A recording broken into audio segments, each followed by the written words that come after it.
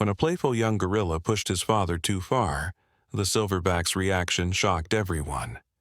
But what happened next turned from comedy to tragedy in seconds, and left the entire zoo staff fighting to save a life. Before you watch, remember to like and subscribe so you don't miss another touching story like this one, and write in the comments where you're watching from and what time it is there. Umbi, the silverback, just wanted to rest. The massive gorilla at Twycross Zoo had finally settled down in the warm sun after a long morning of work. But his 4-year-old son Lope had other plans. The young gorilla crept toward his sleeping father with a mischievous gleam in his eyes. The zookeepers watching recognized that look immediately. Trouble was about to start. As Umbi tried to close his eyes and relax, Lope moved deliberately into his personal space, pretending to be fascinated by that exact spot in the enclosure. Everyone watching could tell he was standing there purely to annoy his father. Umbi opened and closed his eyes several times, as if thinking, "Really? This is where you need to stand right now?" Parents never get a moment's peace from their kids, and gorillas are no different. Still, Umbi responded with the gentle nature everyone knew he had, despite his imposing size. With a quiet, rumbling sound, he seemed to chuckle at his son's antics, understanding that young ones are full of boundless energy. But Lope wasn't giving up. He bounced around Umbi, his small body moving in and out like a playful shadow, desperately trying to get his father's attention. Then, with the cunning of a seasoned troublemaker, Lope discovered the wood shavings scattered around their enclosure. His eyes lit up with mischievous delight as he grabbed handfuls of the soft material and placed it on his head like a crown.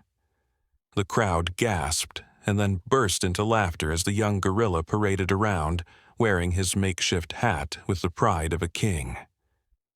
Umbi kept his eyes shut and stayed relaxed, hoping his son would find something else to do. But Lope had found his weapon of choice. With stealth that would make a ninja proud, he crept to the low barrier that separated sections of the enclosure.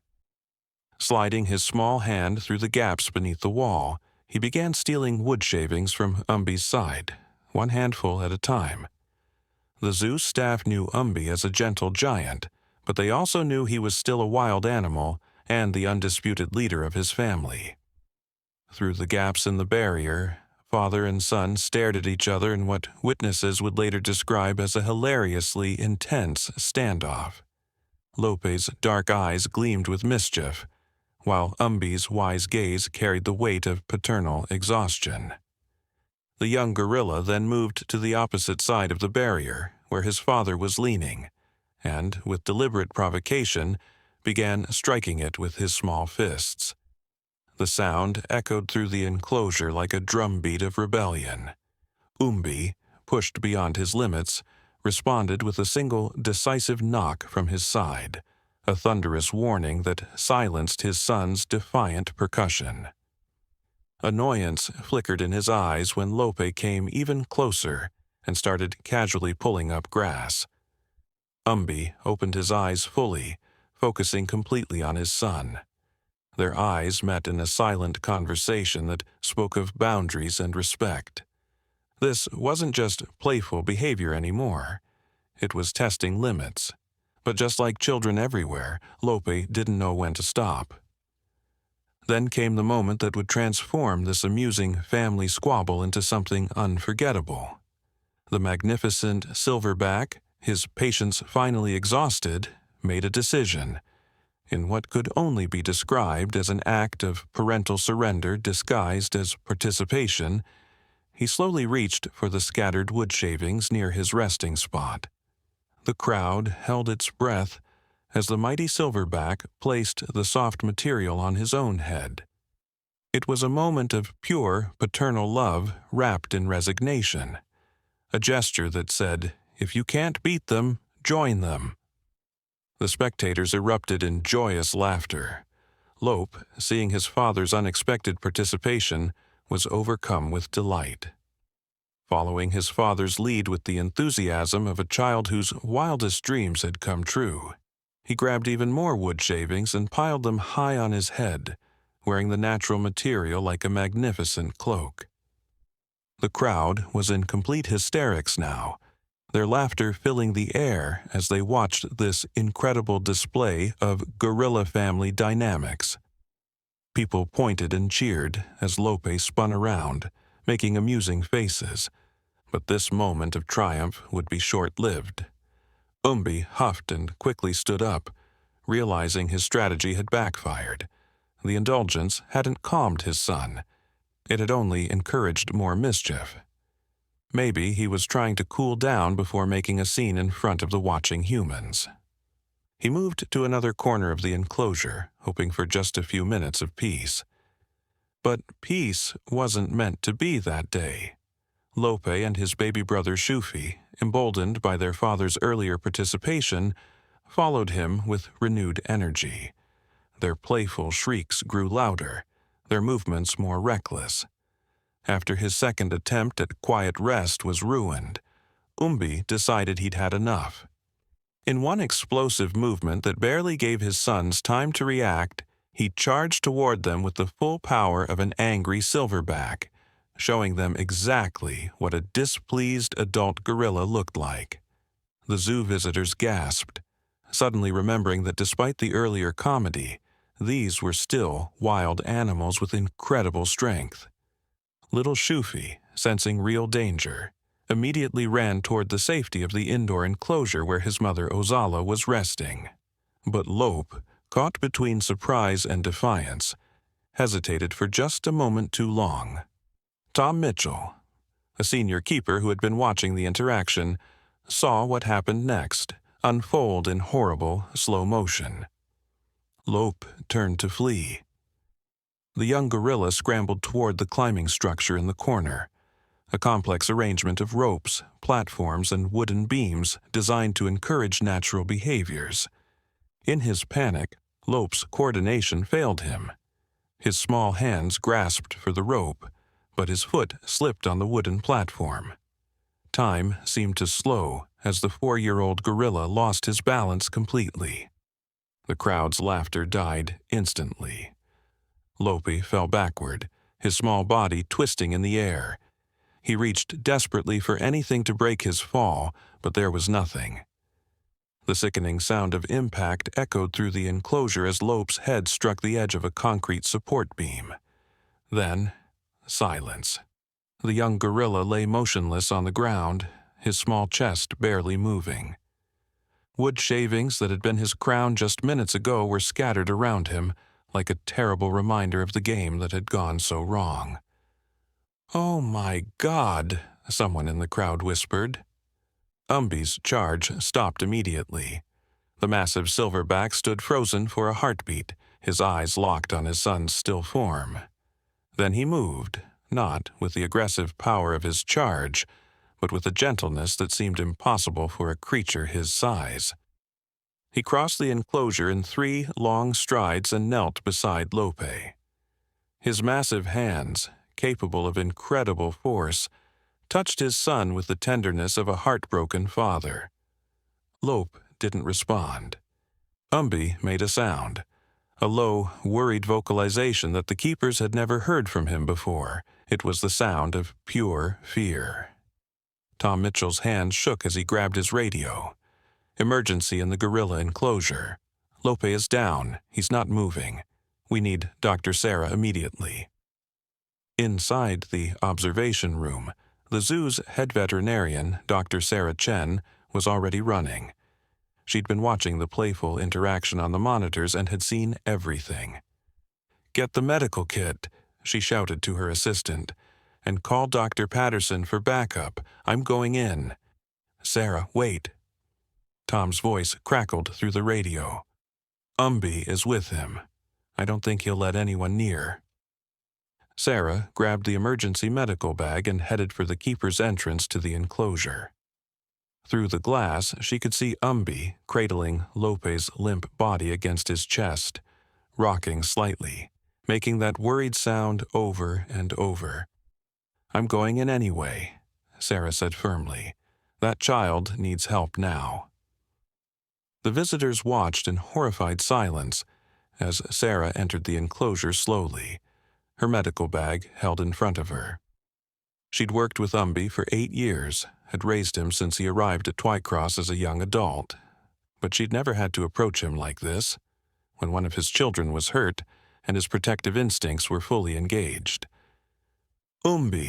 She called softly, stopping about 10 feet away. "It's me. It's Sarah." The Silverback's head turned toward her. His eyes were different than she'd ever seen them, wild, frightened, protective. "I need to help Lope," Sarah continued, her voice calm despite her racing heart. "He hit his head. He needs medical attention." Arms tightened around his son. A low growl rumbled in his chest, a warning. Sarah took a slow breath. Behind her, through the glass, she could see Tom and the other keepers watching tensely. She knew they had tranquilizer rifles ready if became aggressive. But sedating him would take precious minutes that Lope might not have. "I know you're scared," Sarah said, taking one careful step forward. "I'm scared too, but Lope needs both of us right now. You to keep him calm, and me to check his injuries." She knelt down slowly, making herself smaller, less threatening. "Please, let me help your son." For a long, tense moment, nothing happened. The entire zoo seemed to hold its breath. Then looked down at Lope's face. The young gorilla's eyes were closed, his breathing shallow. A small amount of blood trickled from a cut above his eye where he'd struck the beam. Made that worried sound again, and slowly, carefully, he shifted position, not moving away from Lope but allowing Sarah closer. "Thank you," Sarah whispered, moving forward on her knees. "I'm going to check him now. I won't hurt him." She opened her medical bag, pulling out a small flashlight and stethoscope. Watched her every movement, his massive hand resting protectively on Lope's chest. Sarah gently examined the wound on Lope's head. The cut wasn't deep, but there was already significant swelling forming, a sign of potential concussion or worse. "Lope," she said softly, shining the light briefly in his eyes. "Can you hear me?" No response. His pupils reacted to the light, which was a good sign, but he remained unconscious. Sarah placed the stethoscope on his chest, listening to his heartbeat. It was there, steady but weaker than it should be. "His heart rate is low," she said, both to herself and to Tom, who she knew was listening through the radio. "Approximately 40 beats per minute. Breathing is shallow. Definite head trauma with swelling. Possible concussion or intracranial bleeding." She looked up at whose eyes hadn't left her for a second. "I need to monitor him closely," Sarah said gently. "The next few minutes are critical." As if understanding her words, adjusted his hold on Lope, presenting the young gorilla more fully to Sarah while still keeping him close. Sarah worked quickly but carefully. She cleaned the cut on Lope's head with antiseptic, applied a pressure bandage to reduce swelling, and continued monitoring his vital signs. "Come on, Lope," she murmured. "Come back to us." 5 minutes passed, then 10. The crowd outside had grown larger, word having spread through the zoo that something serious was happening. Parents held their children close, everyone watching in silence. Then, movement. Lope's hand twitched.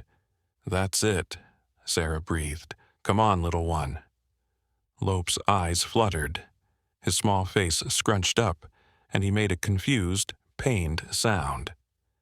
Immediately, worried vocalization changed to something softer, a comforting rumble that resonated deep in his chest. Lope's eyes opened slowly, unfocused and confused. He looked around, clearly disoriented, and made a small whimpering sound. Then he saw his father's face above him. With a weak movement, Lope reached up with one small hand, touching Umbi's face. The gesture was so tender, so filled with trust, that several people in the watching crowd felt tears spring to their eyes. Umbi responded by gently pressing his forehead against Lope's, the gorilla gesture of deepest affection and comfort. Sarah sat back slightly, relief flooding through her. He's conscious? That's a very good sign. She looked at Umbi. You did good, Dad. You kept him calm and safe while I worked. Thank you. Over the next hour, Sarah stayed in the enclosure, monitoring Lope's recovery. The young gorilla remained weak and clearly in pain, but he was responsive and alert.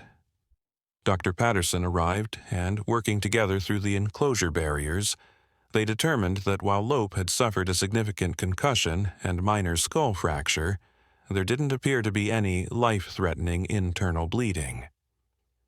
Throughout it all, Umbi never left his son's side.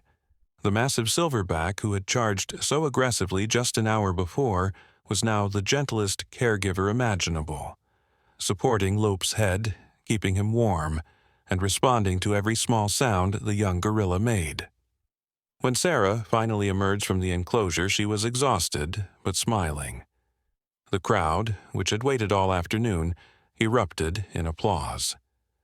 Tom Mitchell approached her. That was incredible, Sarah. I've never seen anything like it. Sarah shook her head, looking back through the glass at Umbi, who was still cradling Lope. He's an amazing father. He was terrified, but he trusted me to help. That's remarkable. Over the following days, Lope recovered slowly but steadily. The young gorilla was quieter than usual, moving carefully, clearly aware that his head still hurt, but he was alive and healing. And Umbi never left his side. The playful dynamic between father and son had shifted into something deeper. Umbi was gentler now, more patient, and Lope, for his part, seemed to have learned his lesson about boundaries and respect. When Lope was finally strong enough to play again, he did so more carefully, always keeping one eye on his father.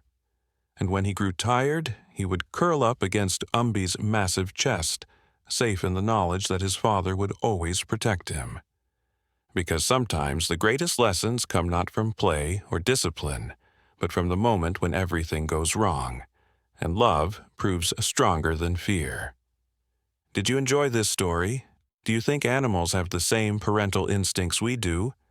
Yes or no? Let us know in the comments below. If you like the story, subscribe to this channel and leave a like. Thanks so much for listening. See you in the next video. Have a great day.